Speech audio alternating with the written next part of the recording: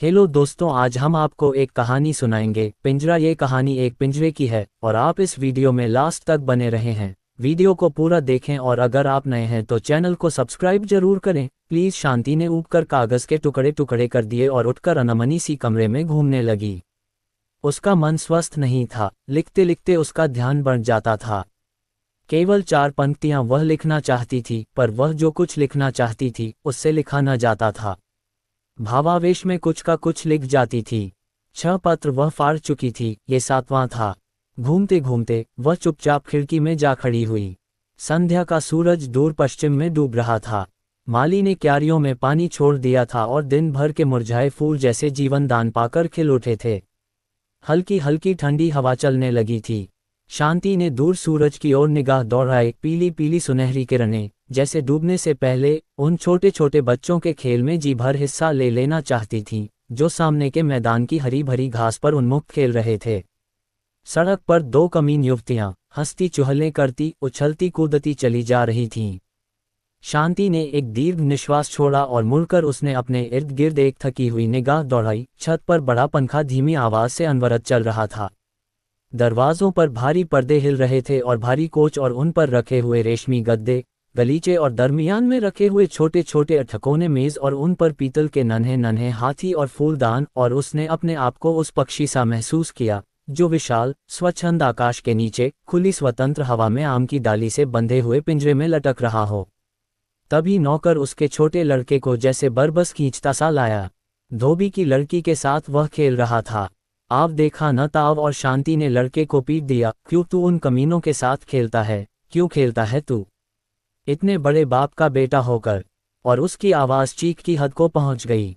हैरान से खड़े नौकर ने बढ़कर जबरदस्ती बच्चे को छुड़ा लिया। शांति जाकर धम से कोच में धंस गई और उसकी आंखों से अनायास ही आंसू बह निकले। तब वहीं बैठे बैठे उसकी आंखों के सामने अतीत के कई चित्र फिर गए।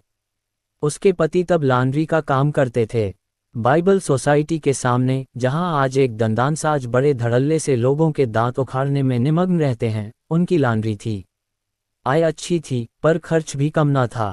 35 रुपया तो दुकान का किराया ही देना पड़ता था और फिर कपड़े धोने और इस्त्री करने के लिए जो तबेला ले रखा था उसका किराया अलग था। इसके अतिरिक्त धोबियों को वेतन, कोयले, मसाला और 100 दूसरे पचड़े। इस सब खर्च की व्यवस्था के बाद जो थोड़ा बहुत बचता था उससे बड़ी कठिनाई के साथ घर का खर्च चलता था। और घर उन्होंने दुकान के पीछे ही महिलाल स्ट्रीट में ले रखा था। महिलाल स्ट्रीट जैसी अब है वैसी ही तब भी थी। मकानों का रूप यद्यपि इन 10 वर्षों में कुछ बदल गया है, किंतु मकानों में कुछ अधिक अंतर नहीं आया। अब भी इस इलाके में कमीन बसते हैं और तब भी बसते थे। सील भरी अंधेरी कोठरियां चमारों, धीवरों और शुद्ध हिंदुओं का निवास स्थान थीं। एक ही कोठरी में रसोई, बैठक, शयन गृह, और वह भी ऐसा जिसमें सास ससुर, बेटा बहू, लड़कियां लड़के सब एक साथ सोते हों। जिस मकान में शांति रहती थी उसके नीचे टैंडी चमार अपने 8 लड़के लड़कियों के साथ रहता था। दूसरी चौड़ी गली में मारवाड़ी की दुकान थी और जिधर दरवाज़ा था उधर भंगी रहते थे। उनके दरवाजे से जरा ही परे भंगियों ने तंदूर लगा रखा था, जिसका धुआं सुबह शाम उनकी रसोई में आ जाया करता था, जिससे शांति को प्रायः रसोई की खिड़की बंद रखनी पड़ती थी। दिन रात वहां चारपाइयां बिछी रहती थीं और कपड़ा बचाकर निकलना प्रायः असंभव होता था। गर्मियों के दिन थे और म्यूनिसिपालिटी का नल काफ़ी दूर अनारकली के पास था, इसलिए गरीब लोगों की सहूलियत के ख्याल से शांति ने अपने पति की सिफारिश पर नीचे डेवरी के नल से उन्हें पानी लेने की इजाज़त दे दी। किंतु जब उन्हें उस मकान में आए कुछ दिन बीते तो शांति को मालूम हो गया कि यह उदारता बड़ी महंगी पड़ेगी। एक दिन जब उसके पति नहाने के बाद साबुन की डिबिया नीचे ही भूल आए और शांति उसे उठाने गई तो उसने उसे नदारद पाया। फिर कुछ दिन बाद तौलिया गायब हो गया और इसी तरह दूसरे तीसरे कोई न कोई चीज़ गुम होने लगी। हारकर एक दिन शांति ने अपने पति के पीछे पड़कर नल की टोंटी पर लकड़ी का छोटा सा बक्सा लगवा दिया और चाबी उसकी अपने पास रख ली। दूसरे दिन जब एक ही धोती से शरीर ढांपे वह पसीने से निचुड़ती हुई चूल्हे के आगे बैठी रोटी की व्यवस्था कर रही थी तो उसने अपने सामने एक काली सी लड़की को खड़ी पाया। लड़की उसकी समवयस्क की थी। रंग उसका बेहद काला था और शरीर पर उसने अत्यंत मैली कुचली धोती और बंडी पहन रखी थी। वह अपने गहरे काले बालों में सरसों ही का तेल डालती होगी क्योंकि उसके मस्तक पर बालों के नीचे पसीने के कारण तेल में मिली हुई मैल की एक रेखा बन रही थी। चौड़ा सा मुंह और चपटी सी नाक। शांति के हृदय में क्रोध और घृणा का तूफान उमड़ आया।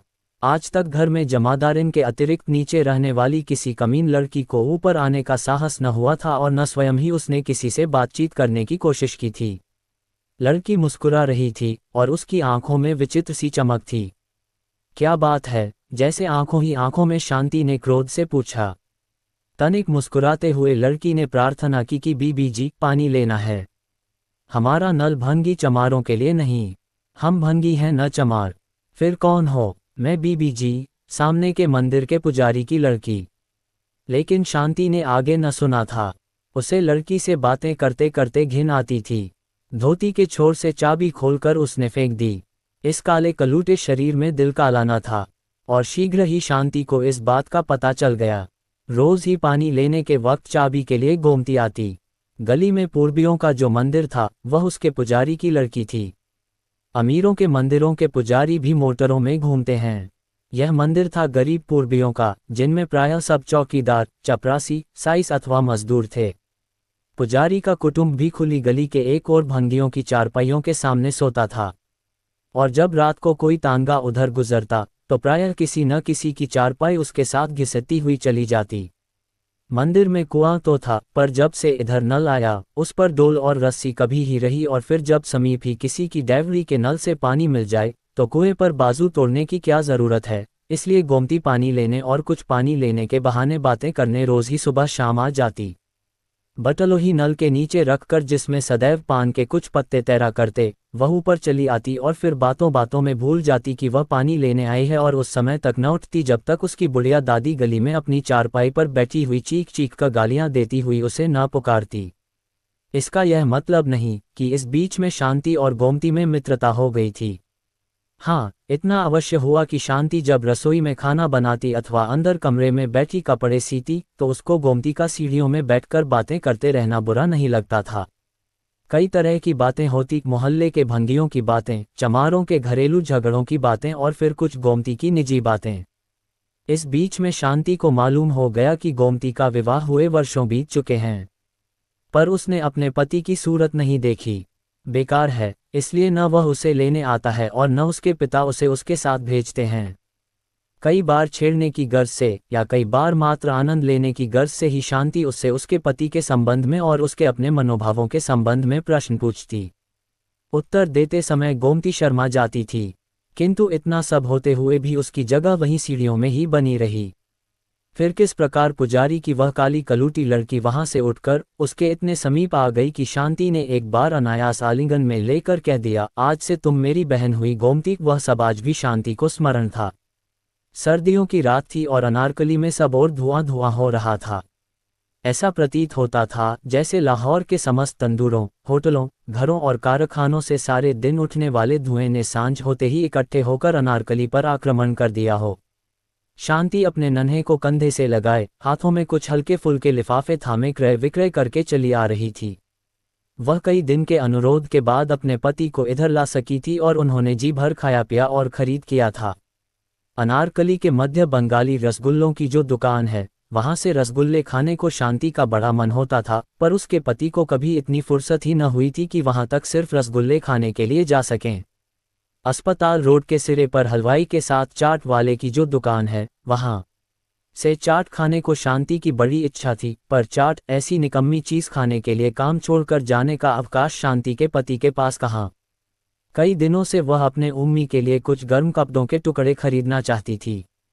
सर्दी बढ़ रही थी और उसके पास एक भी कोट न था, और फिर गर्म कपड़ा न सही, वह चाहती थी कि कुछ ऊन ही मोल ले ली जाए ताकि नन्हे का स्वेटर बुन दिया जाए, पर उसके पति हाँ करके टाल जाते थे। किंतु उस दिन वह निरंतर महीने भर तक अनुरोध करने के बाद उन्हें अपने साथ अनारकली ले जाने में सफल हुई थी, और उस दिन उन्होंने जी भर बंगाली के रसगुल्ले और चाट वाले की चटपटी चाट खाई थी, बल्कि घलुए में मोहन के पकौड़े और मटरों वाले आलूओं के स्वाद भी चखे थे। फिर उम्मी के लिए कपड़ा भी खरीदा था और ऊन भी मोल ली थी, और 2 आने दर्जन ब्लेडों वाली गुडवॉक की डिबिया तथा एक कोलगेट साबुन की 2 आने वाली टिकिया उसके पति ने भी खरीदी थी। कई दिनों से वे उन्हीं पुराने ब्लेडों को शीशे के ग्लास में तेज करके नहाने वाले साबुन से ही हजामत बनाते आ रहे थे और उस दिन शांति ने ये सब खरीदने के लिए उन्हें विवश कर दिया था। और दोनों जने ये सब खरीद कर खर्च करने के आनंद की अनुभूति से पुलकित चले आ रहे थे। दिसंबर का महीना था और सूखा जाड़ा पड़ रहा था। शांति ने अपने सस्ते पर गर्म शाल को नन्हे के गिर्द और अच्छी तरह लपेटते हुए अचानक कहा, निगुड़ा सूखा जाड़ा पड़ रहा है। सुनती हूँ नगर में बीमारी फैल रही है। पर उसके पति चुपचाप धुएं के कारण कड़वी हो जाने वाली अपनी आंखों को रुमाल से मलते चले आ रहे थे। शांति ने फिर कहा, हमारी अपनी गली में कई लोग बीमार हो गए हैं। परसों टैंडी चमार का लड़का निमोनिया से मर गया। तभी शाल में लिपटा लिपटा बच्चा हल्के हल्के 2 बार खांसा और शांति ने उसे और भी अच्छी तरह शाल में लपेट लिया। उसकी बात को सुनी अनसुनी करके उसके पति ने कहा, आज बेहद बदपरहेजी की है, पेट में सख्त गड़बड़ी हो रही है। घर आकर शांति ने जब लड़के को चारपाई पर लिटाया और मस्तक पर हाथ फेरते हुए उसके बालों को पिछली तरफ किया तो वह चौंक कर पीछे हटी। उसने डरी हुई निगाहों से अपने पति की ओर देखा। वे सिर को हाथों में दबाए नाली पर बैठे थे। उम्मी का माथा तो तवे की तरह ताप रहा है। उसने बड़ी कठिनाई से गले को अचानक अवरुद्ध कर देने वाली किसी चीज को बरबस रोककर कहा। लेकिन उसके पति को क्या हुई? शांति का कंठ अवरुद्ध सा होने लगा था और उसकी आंखें भर सी आ रही थीं, पर अपने पति को क्या करते देख बच्चे का ख्याल छोड़ वह उनकी ओर भागी। पानी लाकर उनको कुल्लाकर आया। निढाल से होकर वे चारपाई पर पड़ गए, पर कुछ ही क्षण बाद उन्हें फिर क्या हुई। शांति के हाथ पांव फूल गए। घर में वह अकेली, सास माँ पास नहीं, कोई दूसरा नाता रिश्ता भी समीप नहीं और नौकर रखने की गुंजाइश ही कभी नहीं निकली। वह कुछ क्षण के लिए घबरा गई। एक उड़ी उड़ी सी दृष्टि उसने अपने ज्वर से तपते हुए बच्चे और बदहजमी से निढाल पति पर डाली। अचानक उसे गोमती का ख्याल आया। शांति अकेली कभी गली में नहीं उतरी थी, पर सब संकोच छोड़ वह भागी भागी नीचे गई।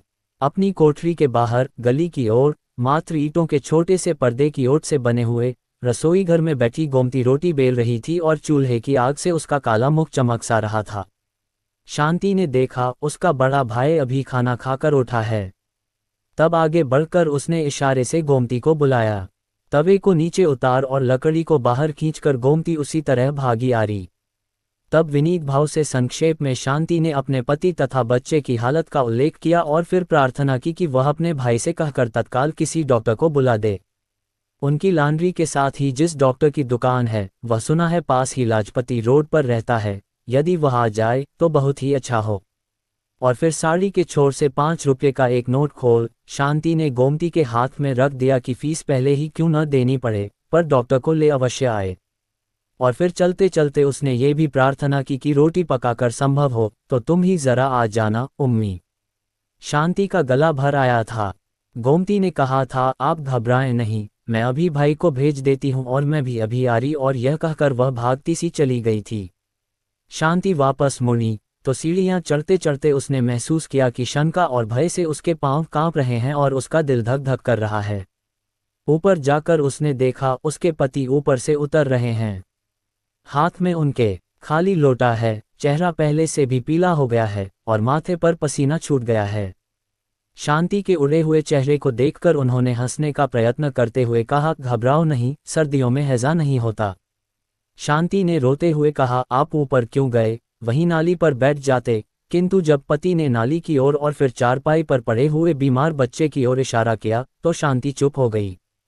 उसने पहले सहारा देकर पति को बिस्तर पर लिटाया, फिर नाली पर पानी गिराया, फिर दूसरे कमरे में बिस्तर बिछा बच्चे को उस पर लिटा आ रही। तभी गोमती आ गई। खाना तो सब खा चुके थे, अपने हिस्से का आटा उठा, आग बुझा, वह भाग आ रही थी। शांति ने कहा, मैं उम्मी को उधर कमरे में लिटा आ रही हूँ। मुझे डर है उसे सर्दी लग गई है। सांस उसे और भी कठिनाई से आने लगी है और खांसी भी बढ़ गई है। निचली कोठरी में पड़े हुए पुराने लिहाफ से कपड़े ले लो और अंगीठी में कोयले डाल उसकी छाती पर जरा उससे सेंक दो। इनके पेट में गड़बड़ है। मैं इधर इसका कुछ उपचार करती हूँ। कुछ नहीं तो गर्म पानी करके बोतल ही फेरती हूँ। गोमती ने कहा, इन्हें बीबी जी कोई हाजमे की चीज़ दो। हमारे घर तुम्मे की अजवाइन है, मैं उसमें से कुछ लेती आ रही हूँ। जब तक डॉक्टर आए उसे ही ज़रा गर्म पानी से इन्हें दे दो। बिना किसी तरह की हिचकिचाहट के शांति ने मैली सी पुड़िया में बंधी काली सी अजवाइन ले ली थी और गोमती अंगीठी में कोयले डाल नीचे कपड़े लेने भाग गई थी। बाहर शाम बढ़ चली थी। वहीं कमरे के अंधेरे में बैठे बैठे शांति की आंखों के आगे चिंता और फिक्र के वे सब दिन रात फिर गए। उनके पति को हैजा तो न था, किंतु गैस्ट्रोएंटेराइटिस तीव्र किस्म का था। डॉक्टर के आने तक शांति ने गोमती के कहने पर उन्हें तुम्मे की अजवाइन दी थी, प्याज भी सुनघाया था और गोमती अंगीठी उठाकर दूसरे कमरे में बच्चे की छाती पर सेंक देने चली गई थी। डॉक्टर के आने पर मालूम हो गया था कि उसे निमोनिया हो गया है और अत्यंत सावधानी की आवश्यकता है। शांति अपने पति और अपने बच्चे दोनों की एक साथ कैसे तीमारदारी करती, उसने अपनी विवशता से गोमती की ओर देखा था, पर उसे होंठ हिलाने की जरूरत न पड़ी थी। बच्चे की सेवा शुश्रूषा का समस्त भार गोमती ने अपने कंधों पर ले लिया था। शांति को मालूम भी न हुआ था कि वह कब घर जाती है, कब घर वालों को खाना खिलाती है या खाती है, या खिलाती खाती भी है या नहीं। उसने तो जब देखा, उसे छाया की भांति बच्चे के पास पाया। कई दिन तक एक ही जून खाकर गोमती ने बच्चे की तीमारदारी की थी। दोपहर का समय था, उसके पति दुकान पर गए हुए थे। उम्मी को भी अब आराम था और वह उसकी गोद से लगा सोया पड़ा था और उसके पास ही फर्श पर टाट बिछाए गोमती पुराने ऊन के धागों से स्वेटर बुनना सीख रही थी। इतने दिनों की थकी हारी उनींदी शांति की पलकें धीरे धीरे बंद हो रही थी। वह उन्हें खोलती थी, पर वे फिर बंद हो जाती थी।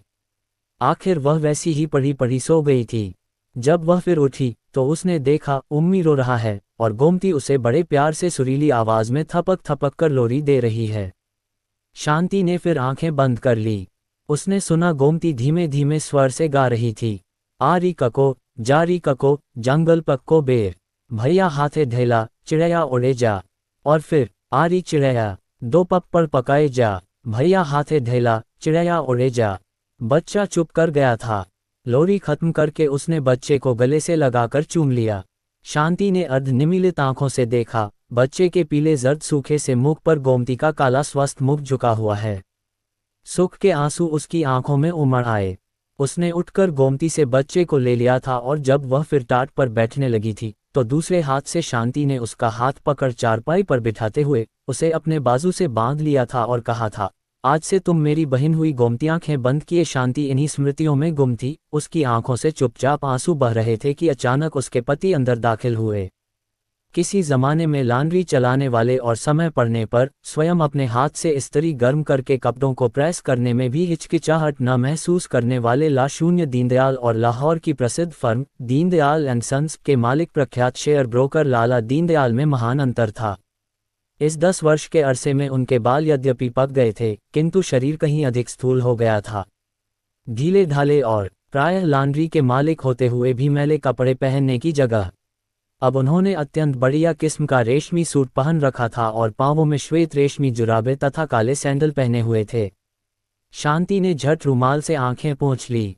बिजली का बटन दबाते हुए उन्होंने कहा, यहाँ अंधेरे में क्या पड़ी हो, उठो बाहर बाग में घूमो फिरो। और फिर बोले, इंद्रानी का फोन आया था कि बहन यदि चाहें तो आज सिनेमा देखा जाए।